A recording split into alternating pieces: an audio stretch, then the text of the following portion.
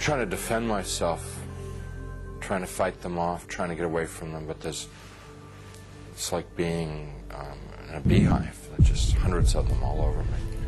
And I eventually was just laying on the ground there, all ripped up, pain everywhere, inside, outside. And even harder to bear than the physical pain was the emotional pain of what had just happened to me. The utter degradation that I just experienced. I never once felt that it was unjust or wrong. I heard my voice. It wasn't somebody else's voice. It wasn't the voice of God or anything. It was my voice. And I heard it speak, but I didn't speak it. So whether it's the voice of my conscience or I don't know what it was. It was just, but I distinctly heard my voice say, pray to God. And so I thought to myself, I don't believe in God. Pray to God. And I'm thinking, even if I could pray, I don't know how to pray anymore. I haven't prayed.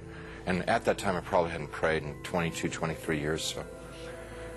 So I'm thinking, like, when I was a child, and we said prayers in Sunday school, and we said prayers in church, and what did we say? And I'm trying to think of it, because to me, to pray was to recite something that I'd learned. That's what I thought a prayer was then.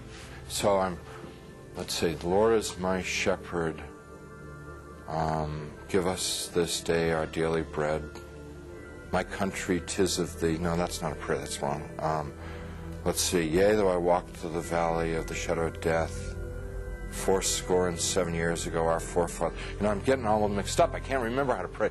And then the people who were around me, every time I'd mention God, these people who had attacked me and beaten me, every time I mentioned God, it was as if mentioning God was throwing boiling water on them.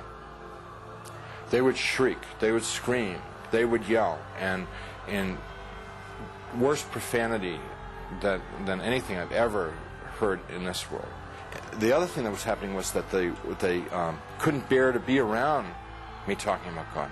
It was so painful for them to hear about God that they kept backing away. And so I had a sense that I could push them away by talking about God. And so I'm trying to remember prayers, and I'm getting all confused and mixed up, and it was just all crazy, and I'm lying there, and eventually I realized that they're gone, and I'm alone. Now, I was alone there for an eternity, and what I mean by that was absolutely no sense of time.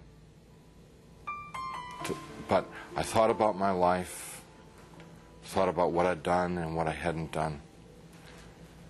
I thought about the situation I was in, and the conclusion that I came to is that I had lived my adult life, I had lived a selfish life. My only God in my adult life was myself.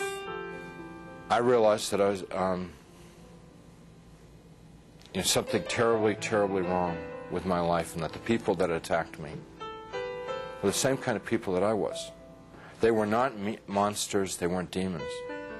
They were people who had missed it. The point of being born and being alive in this world. They'd missed it, and they'd lived lives of selfishness and cruelty.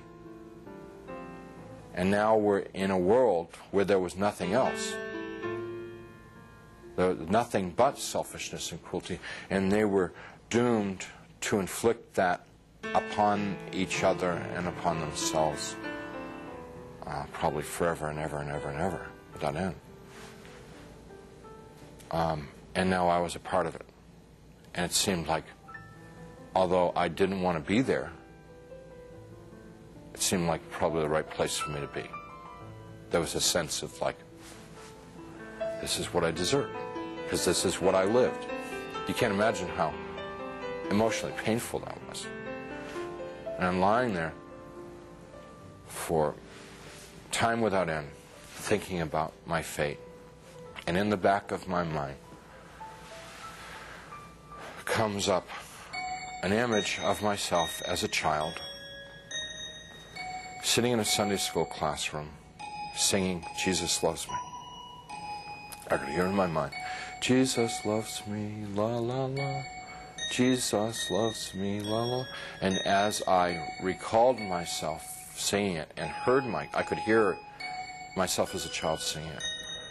More important than anything else was that I could feel it in my heart that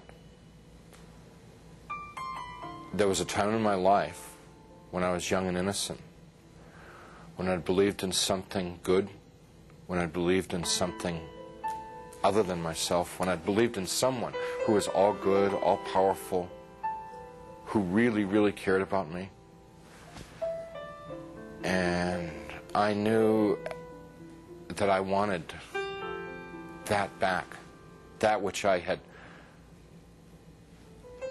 lost, that I'd thrown away, that I'd betrayed. I wanted that back. That I didn't know Jesus, but I wanted to know Jesus. I didn't know His love, but I wanted to know His love. I didn't know if He was real, but I wanted Him to be real. You know, I mean, this was all just because I trusted that there was a time in my life that I had believed in something, and that I knew I had known once as a child that it was true, and I wanted to trust that it was true.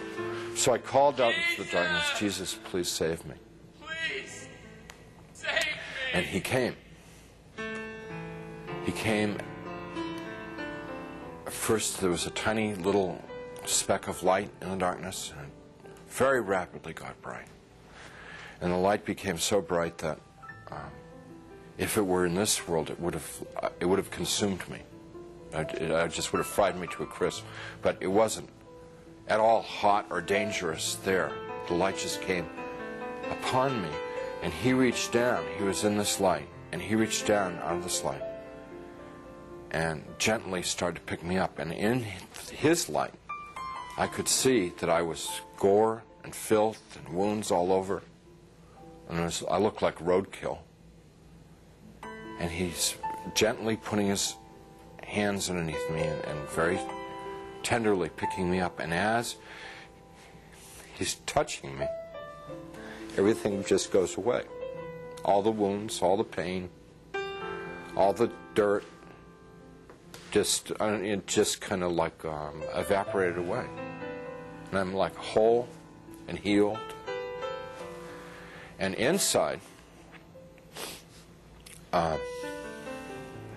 just filled with His love, which I wish I could be more articulate about. It's so frustrating not being able to tell people about it, because you know it's the best thing that ever happened to me in my life. I mean, it's like it's the everything.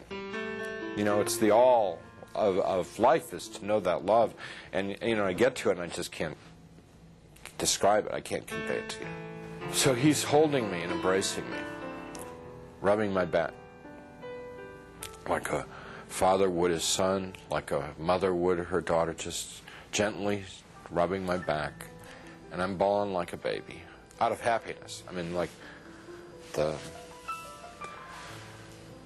release, you know, having been lost and now been found, having been dead and now brought back to life, you know.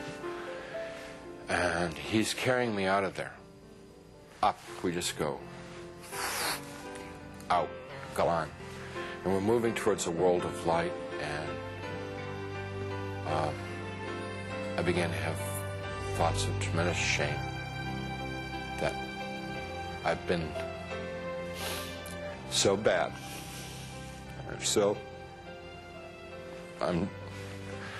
I thought of myself as dirt, garbage, filth.